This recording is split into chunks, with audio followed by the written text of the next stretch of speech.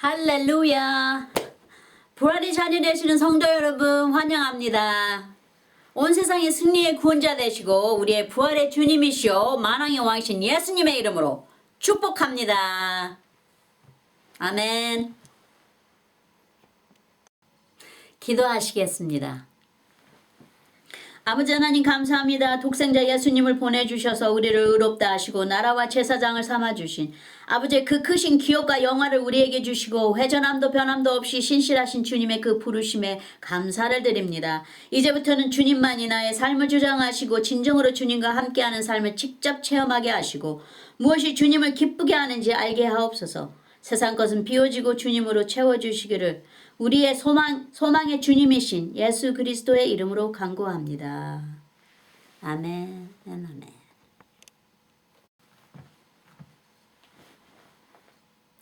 오늘의 설교는 에스겔서 47장 1절에서 12절입니다.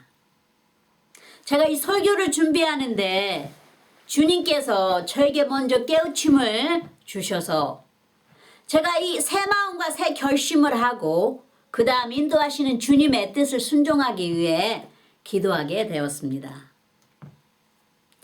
말씀은 누구에게나 다 가르쳐 주시죠. 가르침이 되고 깨우침이 됩니다. 또한 이 설교를 들으시는 성도분의 마음을 주님께서 이 설교를 통해 새롭게 변화시키시리라 봅니다. 에스겔서는 구약성경 592년 전부터 571 BC에 기록된 바벨론 땅에 포로로 잡혀 있었던 시기입니다. 아시다시피 에스겔 선지자는 아티스틱한 탤런트도 가지고 있습니다. 주님께서 예루살렘을 그리라고 하셨을 때는 기본적인 그림을 그릴 줄 아는 자인 걸 알 수 있습니다. 왜냐하면 예루살렘 전체를 다 그려야 하니까요. 그래서 주님의 임재의 영광을 아주 상세하게 표현한 걸 볼 수 있습니다. 그림을 그리는 것처럼. 또한 방향과 이 위치와 초소까지도 잘 표현하고 있습니다. 하나님을 반역하는 이스라엘 백성의 습관 때문에 하나님께서 에스겔 선지자에게 하나님의 말씀을 대신하여 백성에게 알리라 보냅니다. 앞으로 이스라엘과 거룩한 하나님의 성전을 통해 온 세상을 향해 이루어질 미래의 구원을 영적인 환상을 통해 보여주고 있는 상황입니다. 자, 그렇다면 이미 다 이뤄놓으신 지금 세대에 사는 우리에게 어떤 가르침을 주시는지 보겠습니다. 에스겔서 47장 1절에서 12절까지 보겠습니다. 에스겔 47장 1절을 보겠습니다. 그가 나를 데리고 전문에 이르시니 전에 전면이 동을 향하였는데 그 문지방 밑으로 물이 나와서 동으로 흐르다가 전 우편 제단 남편으로 흘러내리더라. 여기에 에스겔 선지자가 위치와 방향과 장소를 아주 잘 보여주고 있습니다. 성전 어디에서 생수가 흘러나오는지, 성전의 제단 위치는 아주 중요합니다. 왜냐하면 말씀이 성소 제단에서 선포되기 때문에 주님의 임재가 강하게 머무는 곳이기도 합니다. 모세 선지자는 언약궤 위에 피로 뿌려진 두 천사의 날개로 가려진 주님의 자비의 임재가 있는 곳이기도 했죠. 지금 우리는 무엇으로도 대신할 수 없는 예수 그리스도의 희생의 보혈로 뿌림을 받았습니다. 할렐루야. 이사야 선지자도 제단에 있는 숯불로 사함을 받습니다. 이사야 6절에서 5절에서 7절까지 보시면 5절에 그때 내가 말하되 화로다 나여 망하게 되었도다. 나는 입술이 부정한 사람이요 입술이 부정한 백성 중에 거하면서 만군의 여호와이신 왕을 배웠음이로다. 6절에 때 그 수랍의 하나가 화주로 단에서 취한 바 핀 숯을 손에 가지고 내게로 날아와서 7절에 그것을 내 입에 대며 가로되 보라 이것이 내 입에 닿았으니 내 악이 죄하여졌고 내 죄가 사하여졌느니라 하더라. 주님의 거룩이 이사야 선지자처럼 우리의 죄를 보게 합니다. 주님의 그 임재의 빛이 온 성전을 다 거룩하게 하신다는 것처럼 주님을 보면은 우리가 주님을 만나면은 우리가 우리의 죄를 보게 됩니다. 천사가 아직도 타고 있는 제단의 숯불을 가져와 이사야 선지자 입에 댑니다. 그리고 말합니다. 내 악이 취하여졌고 내 죄가 사하여졌느니라 하고요. 혹시 교회 성전에 제일 앞줄에 앉는 분이신가요? 대부분 주님을 향해 목말라 하시는 분들께서 제일 앞줄에 앉는 거라 생각이 듭니다.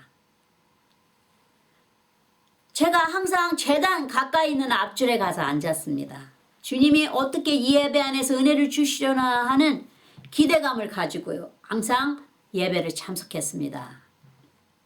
예수님의 임재 안에 눈물과 콧물을 흘린 적이 참 많았습니다. 한 번은 사정이 있어서 앞줄에 앉지 못하였는데 제 뒷끝에 가서 앉았어요. 늦게 오는 바람에. 말씀이 선포가 되고 기도와 찬양곡이 울려 퍼지는데 저는 기억이 전혀 나지 않습니다. 어떻게 제가 제단 앞에 십자가의 모습으로 납작하게 엎드려서 꼭 잠에서 깨어난 사람처럼 예수님의 이름을 부르고 있는 나 자신을 보게 되었어요.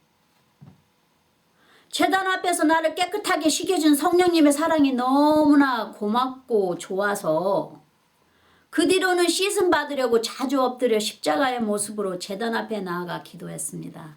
왜냐하면 주님께서 저에게 한 길에 주님을 만날 수 있는 그런 길을 저에게 알려주셨어요. 너무나 그때 그 깨끗함과 그 주님의 사랑이 너무나 제 심령 속에 넘쳐 흘렀습니다. 그래서 그때 받은 그 은혜를 제가 계속해서 구하기 위해서 주님 앞에 십자가에 엎드린 모습으로 주님을 찾고 기도했던 그때가 참 많았습니다. 이제 지금은 제가 주님의 나라가 돼서 이렇게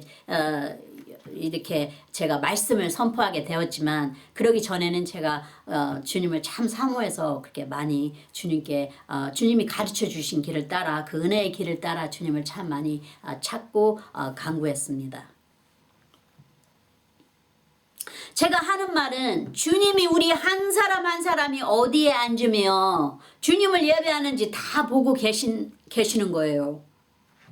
그리고 우리보다도 주님이 더 우리를 기다리신다는 거를 제가 알게 되었습니다. 체험하게 되었습니다. 그게 주님의 사랑이라는 걸 제가 알았어요. 직접 경험해 보세요. 주님을 체험하실 것입니다. 성도 여러분. 할렐루야. 다시 에스겔서 47장 2절에서 3절을 보겠습니다. 2절에 그가 또 나를 데리고 북문으로 나가서 바깥길로 말미암아 꺾여 동양한 바깥문에 이르시기로 본즉 물이 그 우편에서 스미어 나오더라. 3절에 그 사람이 손에 줄을 잡고 동으로 나아가며 1,000척을 청량한 후에 나로 그 물을 건너게 하시니 물이 발목에 오르더니 자로잰 거리가 북쪽에서 문까지 또 문 둘레 있는 곳까지는 발목까지 제단에 물이 찹니다. 성전에서 주님을 예배하는 모든 자들에게 주어지는 영의 생수입니다. 그래서 예배를 보고 난 일요일과 예배를 빠진 일요일의 차이는 영의 생수를 마신 것과 마시지 않은 것처럼 아주 크고 우리가 느낍니다. 우리의 영이 주님의 임재 안에서 충만해집니다. 반면에 믿는 자가 예배를 보지 않으면 시들시들해집니다. 우리 영이 메마릅니다. 그만큼 생수가 채워지지 않았기 때문에 그렇습니다. 영적인 생수이기 때문에. 우리의 영이 강건하면 우리의 모든 것이 다 살아나는 것이죠. 우리가 삶을 살 때도. 근데 우리의 영이 안 사람이 시들해지면 사는 것도 힘이 들어지고 귀찮아지게 되는 것입니다. 그래서 우리의 영이 항상 살아나야 우리가 삶이 바뀌어지고 주위에 있는 우리 주위에 사는 모든 사람들의 삶이 우리를 통해서 또 바뀌어지게 되는 것입니다. 주님 나라는. 그래서 우리가 주의 영의 생수로 항상 채워줘야 되는 것이기 때문에 예배를 빠지시면 안 됩니다, 여러분. 다시 본문으로 돌아가면 에스겔서 47장 4절에 다시 일천척을 청량하고 나로 물을 건너게 하시니 물이 무릎에 오르고 다시 일천척을 청량하고 나로 물을 건너게 하시니 물이 허리에 오르고 일천씩 자로 재서 성전 밖으로 더 멀리 잴수록 제단물이 허리까지 올라오고 성령 하나님의 권능이 함께 하십니다. 성전과 멀리 떨어져 있을수록 구원받지 못한 자들이 많습니다. 복음은 그런 자들에게 더욱더 전파되어야 하겠죠. 생수를 줄이고 느리시는 이는 성령님이시죠. 우리는 생수를 가지고 주님의 인도를 따라 나아갈 때 우리의 수고와 의의 행위로 인해 성령님의 능력이 더 크게 우리에게 부과됩니다. 우리가 성전의 생수를 아직도 마시지 못해 본 자들에게 또 마른 뼈가 많이 있는 곳에 아직도 사망과 어둠의 그늘 안에 묶여있는 자들에게 이 성전의 생수를 데워준다면 성령께서 이 생수를 마셔 살게 하시고 더 이상 마른 뼈가 되지 않게 하시며 죽음이나 사망에서 건져내시죠. 이 성전의 생수가 흐르는 곳에서 영혼들을 재생시키시고 소생하게 하시는 것이 성령님이 하시는 것이죠. 하지만 우리와 함께 하시는 것입니다. 우리가 없으면 성령님께서 일을 하지 못하십니다. 예수님께서 지역과 시내와 동네와 골목거리를 다니시며 말씀을 가르치시고 아버지 뜻대로 행하실 때 하나님께서 성령을 한량없이 부어주셨다 하셨어요. 요한복음 3장 34절에 하나님의 보내신 이는 하나님의 말씀을 하나니 이는 하나님의 성령을 한량없이 보내주심이라 한량없이 주심이니라 그렇게 말씀하시죠.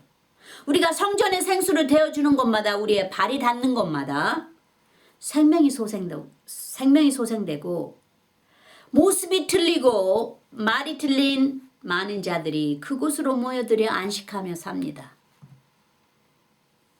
그들이 마실 수 있는 생수가 깊이 채워지고 수영을 해야 갈 수 있는 물이 깊어집니다.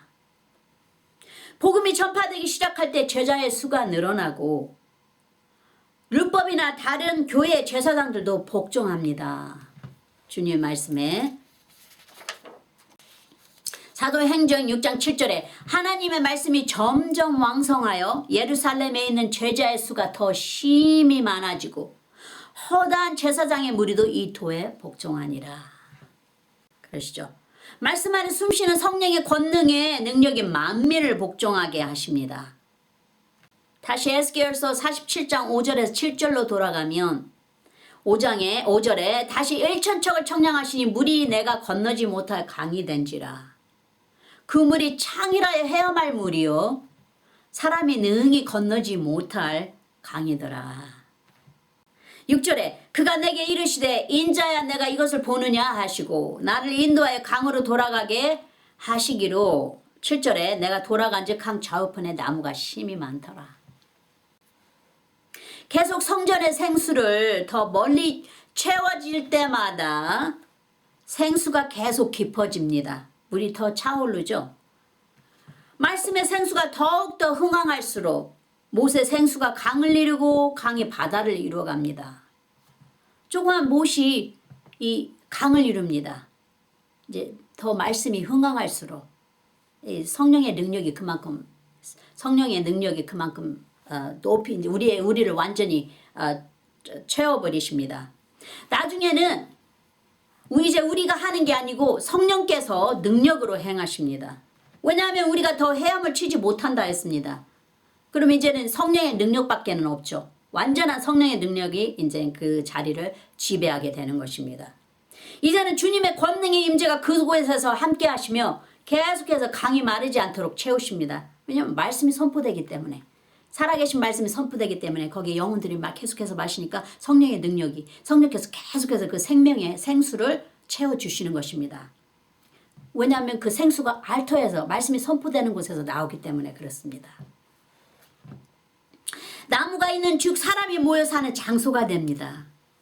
다시 에스겔서 47장 8절에 10절까지 보시면 8절에 그가 내게 이르시되 이 물이 동방으로 향하여 흘러 아라바로 내려가서 바다에 이르시니 이 흘러내리는 물로 그 바다의 물이 소성함을 얻을지라. 그리고 성전 안에서 가져온 생수가 흐르고 있는 한은 그 어떤 강이나 바다라도 모든 것이 살아나고 소생된다 하십니다. 얼마나 영화로운 말씀인지 할렐루야 감탄이 저절로 나옵니다. 감사합니다 주님. 9절에 이 강물이 이르는 곳마다 번성하는 모든 생물이 살고 또 고기가 심히 많으리니 이 물이 흘러 들어가므로 바닷물이 소성함을 얻겠고 이 강이 이르는 각처의 모든 것이 살 것이며 9절에 이렇게 말씀하고 계십니다. 생수가 닿는 곳은 짠 바닷물도 깨끗하고 신선한 물로 바뀝니다. 왜냐하면 주님의 생수는 이렇게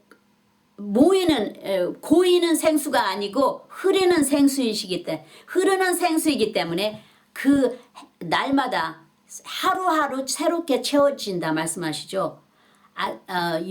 그러니까 주님의 기쁨이 아침마다 새롭도다 하고 시인이 말씀하시듯이 주님의 생수는 흐르는 생수이기 때문에 고여지지 않습니다. 그래서 우리가 날마다 받아 먹어야 되는 것입니다. 날마다 주님 안에서 살아야 되는 것입니다. 말씀 안에서. 믿는 자들은 생수가 닿는 곳은 짠 바닷물도 깨끗하고 신선한 물도 바뀌죠.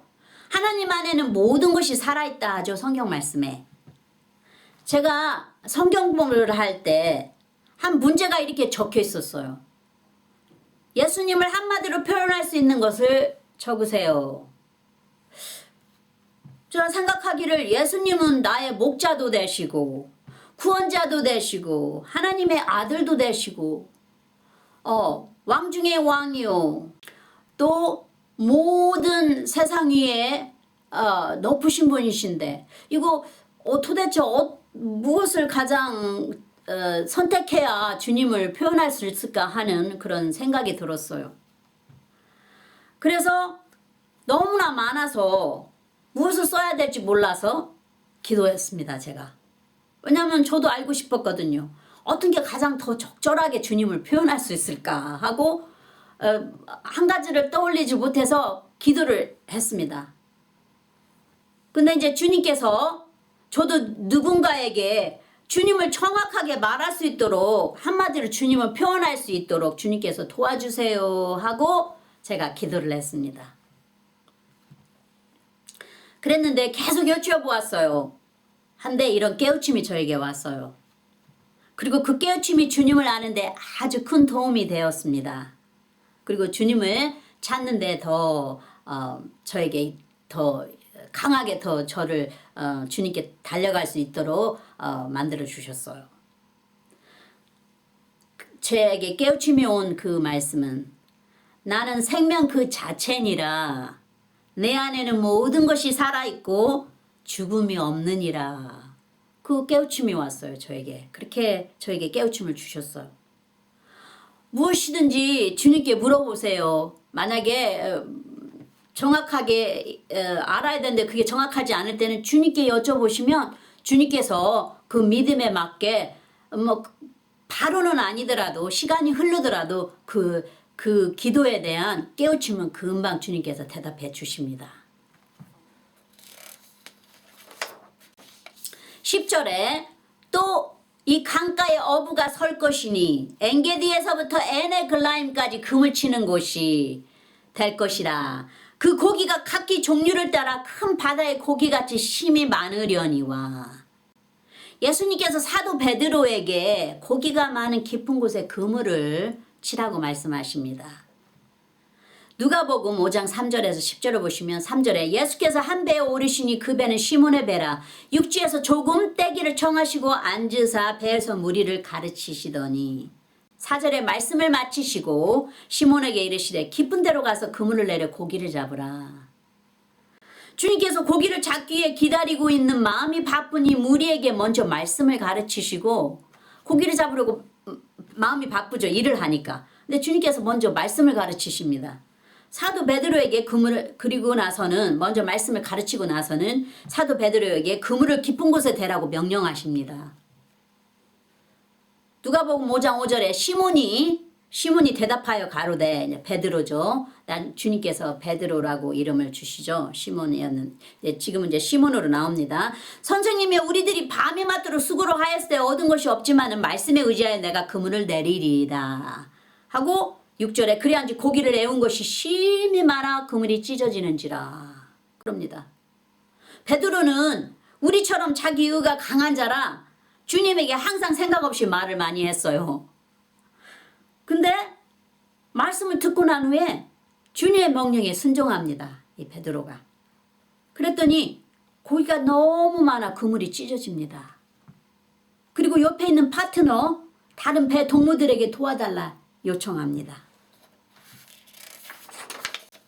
7절에 이에 다른 배에 있는 동무를 손짓하여 와서 도와달라 하니 저희가 와서 두 배의 채움에 잠기게 되었더라.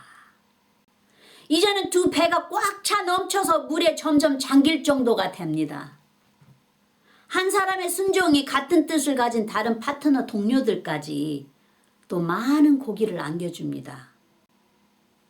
로마서 5장 19절에 한 사람의 순종치 아니함으로 많은 사람이 죄인 된 것 같이 한 사람의 순종하심으로 많은 사람이 의인이 되리라.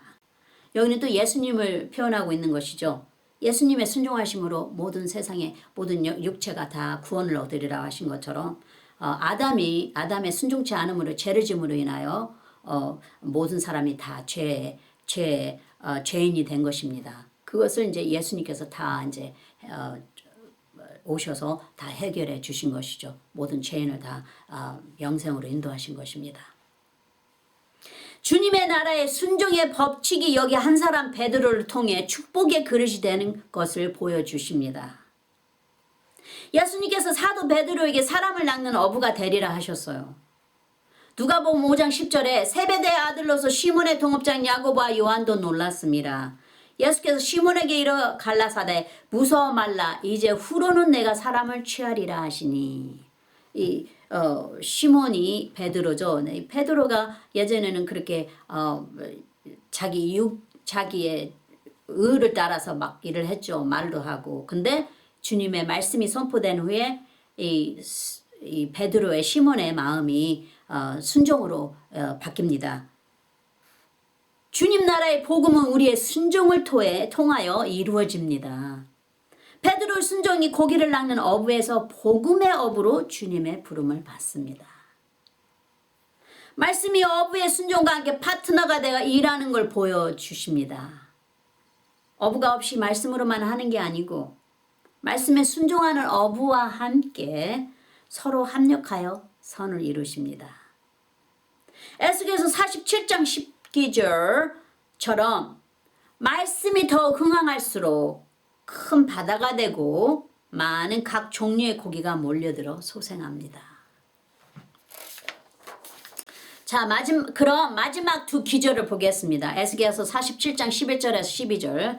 그 진펄과 개펄은 곧 소생되지 못하고 소금 땅이 될 것이며 12절에 강 좌우가에는 각종 먹을 실과 나무가 자라서 그 잎이 시들지 아니하며 실과가 끊이지 아니하고 달마다 새 실과를 맺으리니 그 물이 성소로 말미암아 나옴이라. 그 실과를 먹을 만하고 그 잎사귀는 약재료가 되리라. 그 성소에서 나온 생수로 말미암아 광 좌우로 먹을 열매가 열리고 또 자라서 계속해서 새로운 실과를 거둡니다. 모든 실과나 나무나 열매까지도 다 풍성하고 맛이 있고 더 나아가 그곳에서 자라나는 잎사귀는 병을 고쳐주는 약재가 됩니다. 다시 한번 더 강요하겠습니다. 그 물이 성소로 말미암아 나옴이라. 성령의 성소의 생수는 즉 성경 말씀입니다. 요한계시록 22장 1절에서 2절을 보시면 또 저가 수정같이 맑은 생명수의 강을 내게 보이시니 하나님과 및 어린 양의 보좌로부터 나서 2절에 길 가운데로 흐르더라. 강 좌우에 생명나무가 있어 12가지 실과를 맺히되 달마다 그 실과를 맺히고 그 나무 잎사귀들은 만국을 소성하기 위하여 있더라. 요한계시록에 요한 선지자께서 이 글을 쓰셨죠. 천국에서 이 영의 눈으로 이것을 하나님께서 다 보여주셔서 이걸 쓰신 거 아닙니까? 종합해 보면 성소에서 흐르는 물이 닿는 곳마다 생명을 얻고 모든 것이 소생합니다. 짠 바닷물까지도 신선한 물로 변화됩니다. 주님의 말씀에 순종하는 어부를 통하여 생명의 생수가 못을 이루고 강을 이루고 큰 바다를 이룹니다. 또한 병을 고치는 능력이 생수 안에서 흘러나옵니다. 모든 능력은 이 생수 안에 있습니다. 이 선포되는 말씀 안에 있습니다. 그렇지만 아무리 능력 있는 성수의 생수가 넘칠지라도 그 생수를 채워주는 주님의 명령에 순종하는 어부가 없다면 천부 아버지의 영혼을 향한 구원의 축복이 뜻이 더디게 이루어지겠죠. 그리고 많은 자들이 목마른 채로 죽어갈 수도 있을 것입니다. 성령께서 부르십니다. 오늘도 내일도 또 모레도 오라 오라 큰 소리로 외치십니다. 요한계시록 22장 17절에 성령과 신부가 말씀하시기로 오라 하시는도다. 듣는 자도 오라 할 것이요 목마른 자도 올 것이요 또 원하는 자는 값없이 생명수를 받으라 하시더라. 모든 하인들을 주인이 하인을 풀죠. 가서 모든 자들 내 혼인잔치에 참여할 수 있도록 가서 사람들을 다 모아오라 하시지 않습니까? 그러시더니 성령께서 부르십니다. 오라 목마른 자도 올 것이요 원하는 자도 올 것이요 다 오라 듣는 자는 다 오라 그리고 값없이 생명수를 받으라 하십니다. 그렇지만 이 말씀이 선포되었을 때 내가 바빠서 못 가, 내가 밭을 샀기 때문에 못 가, 결혼했기 때문에 못 가 하는 자들은 주님께서 내 천국에 들어올 자가 아니라는 것을 확실하게 말씀하시죠.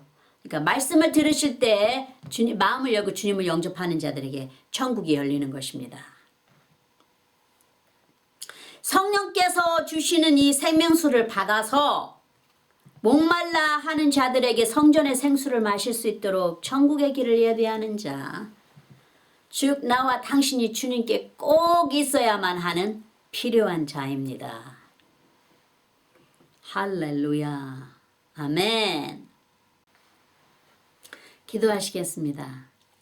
아버지 하나님 감사합니다. 오늘 주신 주님의 말씀이 우리의 삶의 뼈와 살이 되게 하여 주시고 구원을 횃불같이 비추어주는 자로 만들어 주셔서 예수님께 열심히 순종하며 봉사하는 삶을 사는 자가 되어 주님의 나라 천국을 예비하며 그 길의 대로를 수축하는 주가는 영혼들에게 생수를 데워줄 수 있는 비어진 축복의 그릇이 되게 하여 주시옵소서.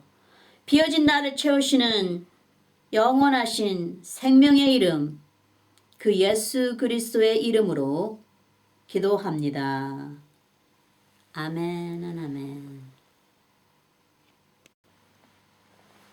사도신경으로 고백하시겠습니다.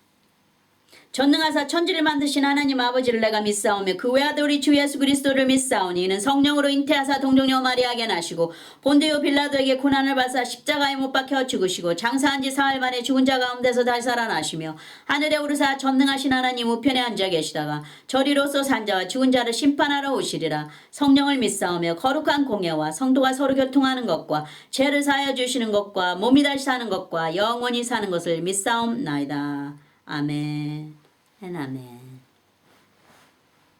자, 그럼 구원에 이르시는 신앙 고백에 초대합니다. 마음을 여시고 믿음으로 주 예수 그리스도를 개인적인 구세주로 받아들이신다고 입으로 시인하십시오. 주 예수님, 나는 죄인임을 주님 앞에 고백합니다. 나의 모든 죄를 용서해 주십시오. 내 죄를 위하여 십자가에서 못 박히사 피를 흘리시고 돌아가신 후 3일 만에 살아나신 부활의 주님을 믿습니다. 나에게 영원한 영생을 주신 하나님의 아들이신 나의 구세주요.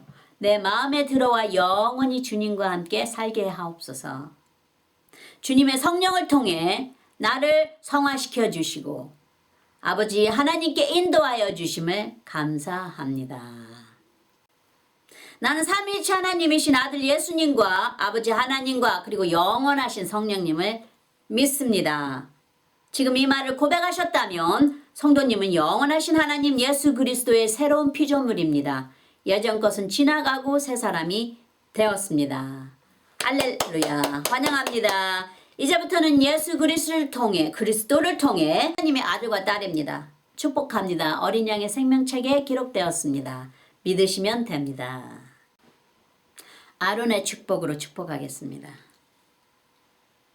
여호와는 내게 복을 주시고 너를 지키시기를 원하며 여호와는 그 얼굴로 내게 비추사 은혜 베푸시기를 원하며 여호와는 그 얼굴을 내게로 향하여 드사 평강 주시기를 원하노라. 마지막으로 축도하겠습니다.